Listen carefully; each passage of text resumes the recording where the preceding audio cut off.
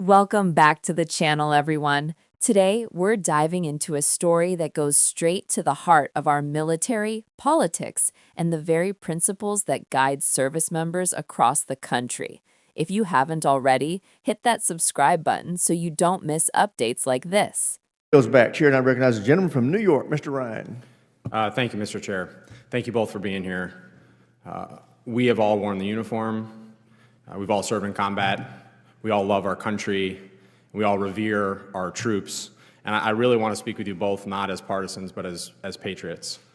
And I want to talk specifically about the events at Fort Bragg the other day. General Kane, I want to start with you. As a junior officer, were you ever required to make a pledge of political loyalty? Yes or no? Sir, as you know, we're General, an apolitical military, time. so, no. Thank you. At any time in your 30-plus years of incredibly distinguished service, did you have to make a pledge of partisan or political loyalty? No, sir. Thank you. Did you ever serve in any unit or command at any level where service members were required to make a pledge of political loyalty? No, sir. Thank you. And I want to commend you. You've been on the record on this, including in your confirmation hearings where you clarified, quote, "I've never worn any political merchandise or said anything to that effect." I appreciate that. That is the standard, and I commend you for saying so and continuing to model that. General Kane, one last question for you. Should soldiers have to pledge political loyalty to participate in an event with our commander-in-chief? Yes or no, please. Sir, I'm not. First, no. I'm not aware of any time in history that soldiers, sailors, airmen, Marines have been asked to do that. I think. And I'm sorry, General. I do want to, just in the interest of time, I want to talk about what happened at Fort Bragg 2 days ago. There was guidance put out, and this has been verified by multiple independent news outlets, saying, quote, these are to the soldiers of the 18th Airborne Corps and the U.S. Army. If soldiers have political views that are in opposition to the current administration, then they need to speak with their leadership and get swapped out. This is swapped out of the event with the president. In addition, in an incredibly disturbing incident, there was a pop-up shop selling MAGA merchandise on post at Fort Bragg. And to summarize this, there was a commander from Bragg who said on the record, quote, "This has been a bad week for the Army, for anyone who cares about us being a neutral institution.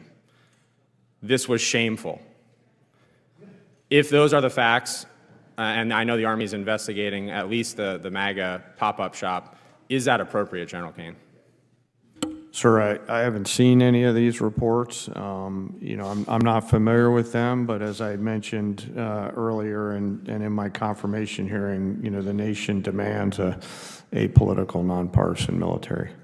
I appreciate you saying that and happy to share those reports. Secretary Hegseth, are you familiar with DoD Directive 1344.10?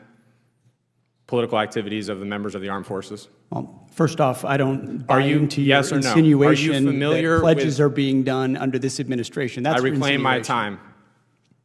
Are you familiar with this DoD directive? There's never one time in my service or in this Mr. Defense Secretary, Department. will you please answer I'm answering your these question questions? where politics has been considered for service members. Are you familiar with this directive? Yes or no? Which directive? DoD Directive 1344.10. I'm happy to provide you a copy. There's even a one-page red and green cheat sheet. Are you familiar with it? This is the same directive from when we were all in uniform. I'm sure I am.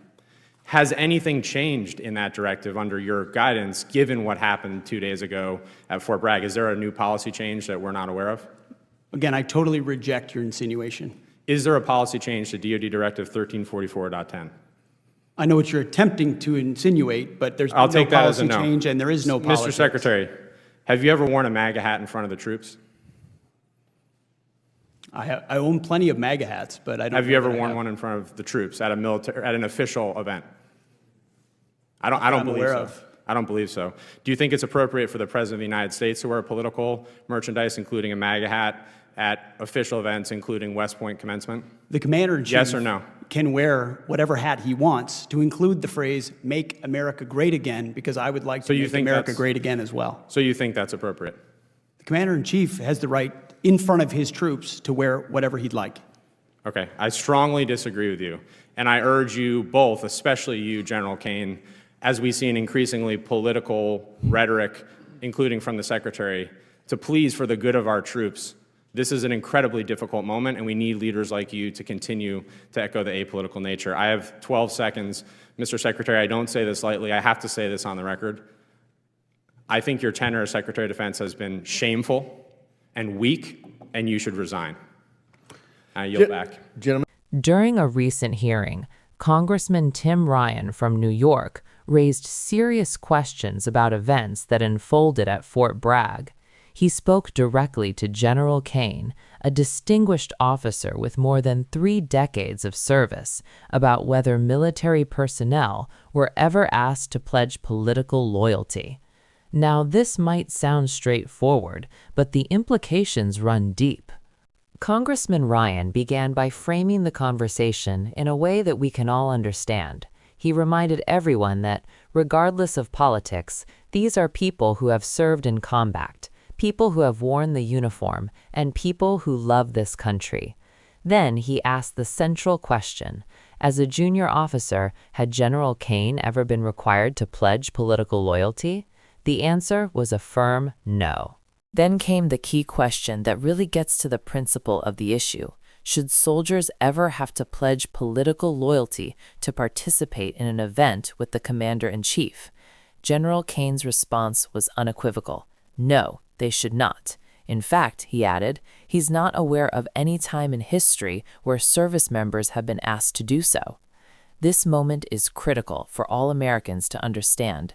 The U.S. military is designed to be apolitical. Service members swear an oath to defend the Constitution, not a political party or individual.